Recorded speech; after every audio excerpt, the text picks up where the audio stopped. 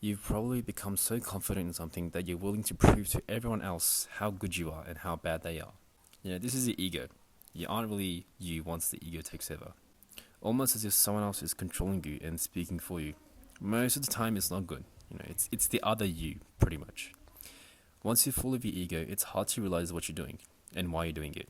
Because when you look at it, all your focus is about proving your ego, why you're right and why you're better, and why you do the things you do. With the ego, it's almost in every situation a bad habit because it limits you in understanding and learning.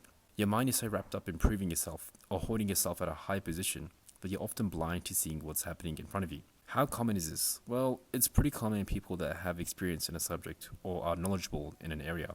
And I mean, think about it.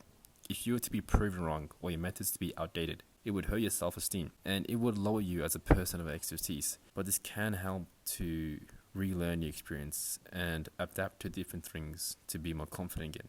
It's sort of like making a dish for your guests to judge. They might say it's good, but you can improve on, say, the cooking time or the texture. A person with ego wouldn't take on any feedback, but will simply reject the idea that their cooking needs improvement. It's why you find some people that are strongly invested in one practice that they've used for over many years.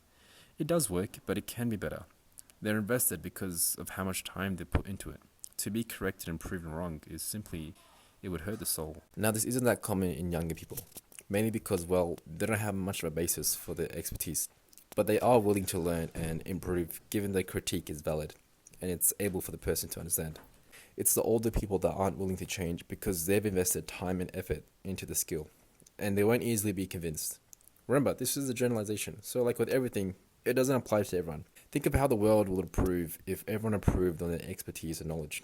Much more people will be willing to cooperate and have better lives simply by learning and adapting of time. But this isn't easy. It requires the ego to die, which, it's a difficult task depending on how much time you've invested into the skill. Now, for you to become better, consider minor improvements that you can make on a daily basis without completely changing your setup. It wouldn't be noticeable much, but over time, you'll start to see visible improvements in your life or in your skill, so keep that in consideration. For example, you can research the Toyota Kaizen model, which focuses on a minor improvement over time, but makes a big impact. Now, one book I recommend probably is Atomic Habits, which speaks on this, and they praise the idea that you should, continue to have 1% improvements over time or on a daily basis, because it can lead to better outcomes. Now, the ego isn't always bad, but that's for another discussion. The other you isn't always the bad person.